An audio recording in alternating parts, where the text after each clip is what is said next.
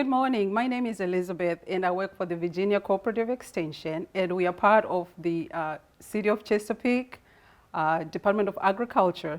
I'm here to talk to you about canning equipment.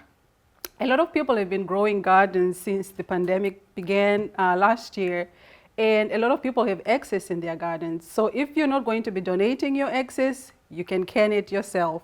And today I have a range of equipment that is normally used for canning, from water bath to pressure canning. And these are the two canning pieces of equipment that everybody literally needs to have. We'll discuss these two as I go forward with my presentation. The first one I'm going to be talking to you about is the water bath canner.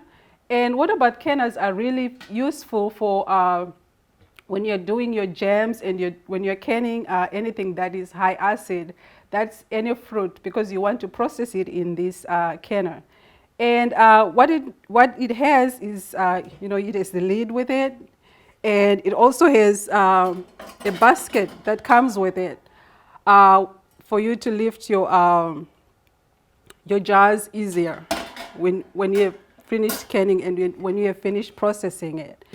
And if you want more information on these different canners, you can visit the Virginia Tech website, and I will give you more information towards the end of the program. The second canner that I have is the pressure canner. This is where you process everything that your vegetables, because they are low acid, so you need a pressure canner. And your pressure canner should be tested every year. You can send your gauge to whoever the brand name is, so that it can get tested and make sure that the gauge works properly. We can test your gauge in the Cooperative Extension office. However, because of the pandemic, it's not open. So unfortunately, you have to send your gauge to the manufacturer of your canner, whoever you bought your canner from. That's where you send your gauge, the brand of it, okay? And so this has different parts to it. It has the gauge on it, and it is the petcock, the one that jiggles whenever you have pressure in the canner. And it also has the release here. It almost looks like a regular pressure cooker, but they're very different. I'll show you that in a minute. The other thing you need to get checked is your gasket. This comes off. And as you can see, I haven't cleaned mine since it was last used. However, this comes off. So together with your gauge, this too needs to be changed frequently, because this is made out of rubber, so it may crack.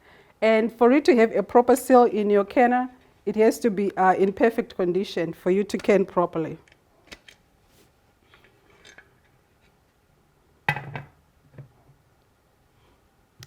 And now I'm going to talk to you the difference between this pressure canner and a pressure cooker.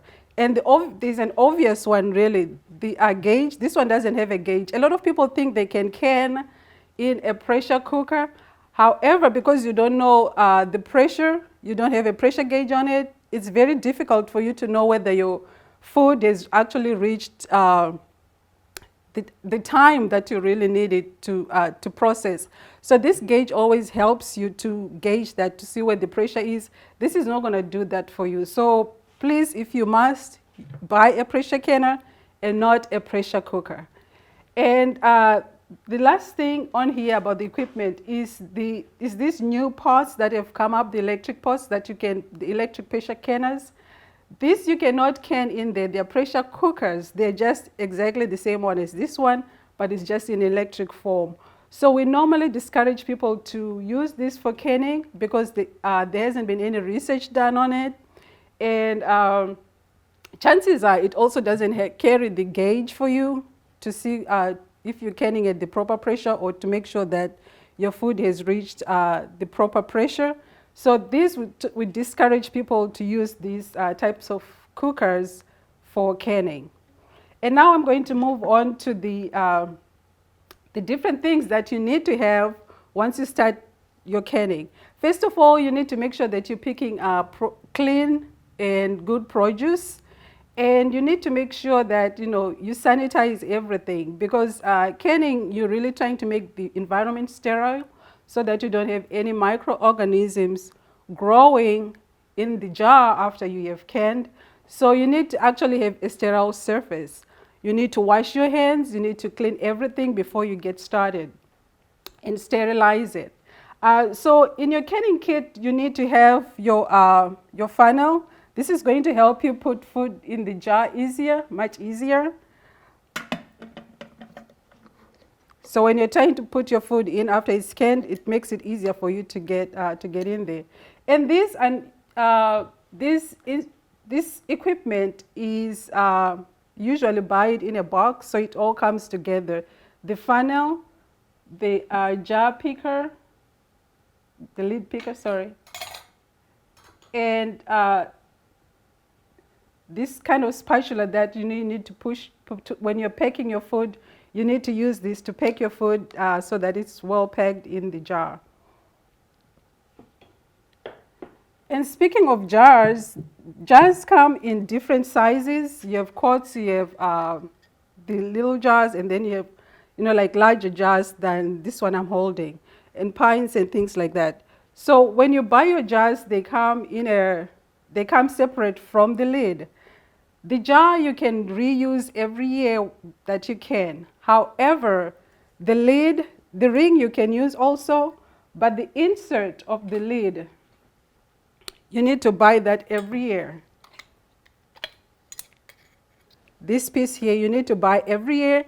The reason being that once you can your food and this seal breaks or this seal goes to your jar, you can't reuse it. So you have to replace these every year that you can.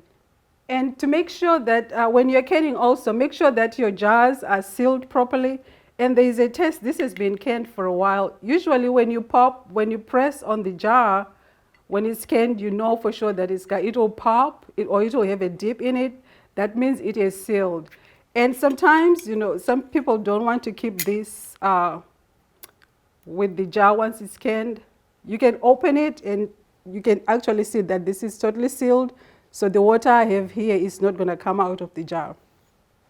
And also these rust a lot because of the moisture, because when you are processing your food, you're using water and these might rust. So whenever they are rusted, like the one that I have here is getting rusted and it's also rusted inside, you have to replace these. You can buy these, the lids and the jars come together in a box like this, or it might be different, but you can find these and buy them from any supermarket that sells canning equipment.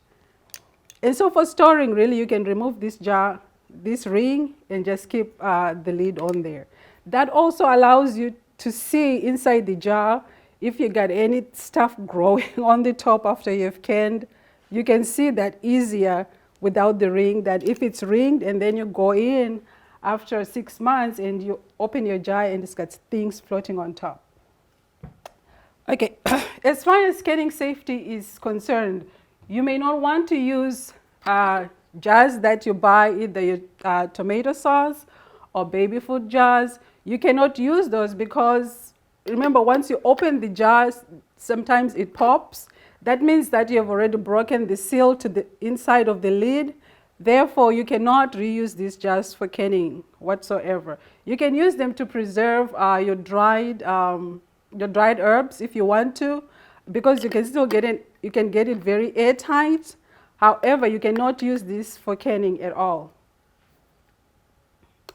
The other thing I was going to talk about is freezing your food. Because freezing is the easiest way to preserve food if you don't want to buy any of this equipment, because it can be a little bit costly, and a lot of people feel threatened, especially with the pressure canner, which is where you need to do a lot of your beans and stuff like that.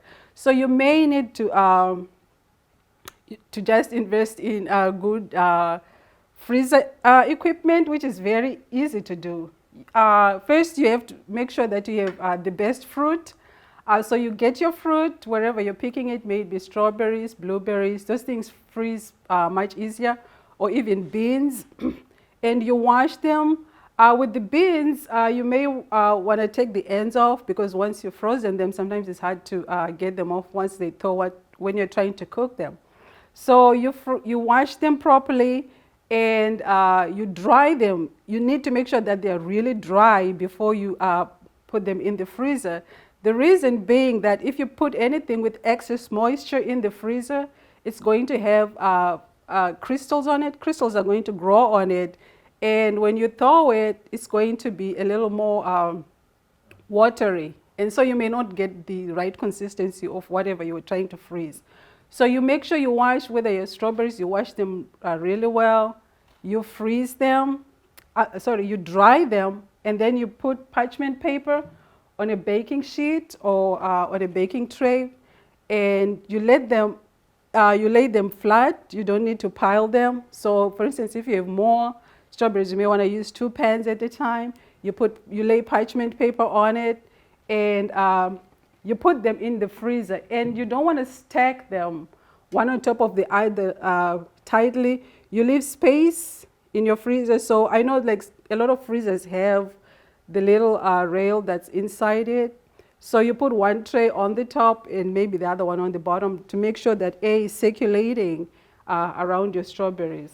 And once they're really frozen, you can use simple things like the bags to put them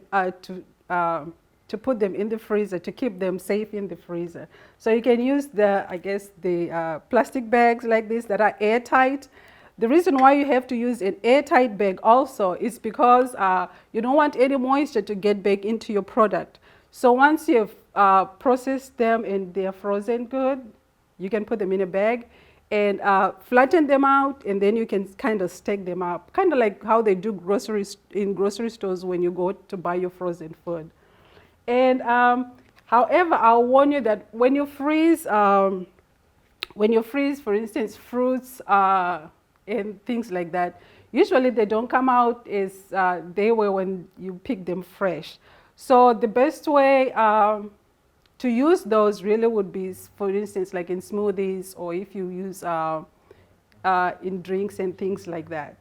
And so if you have any further questions regarding canning, we have the So Easy to Preserve book, and all the recipes that are in this book have been tested.